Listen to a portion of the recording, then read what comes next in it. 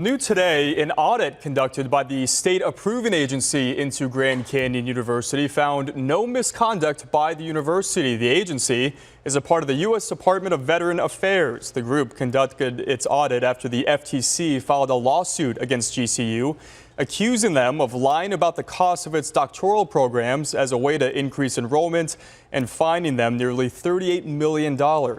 In a letter to the university, the state approving agency found no evidence that the FTC's claims were true.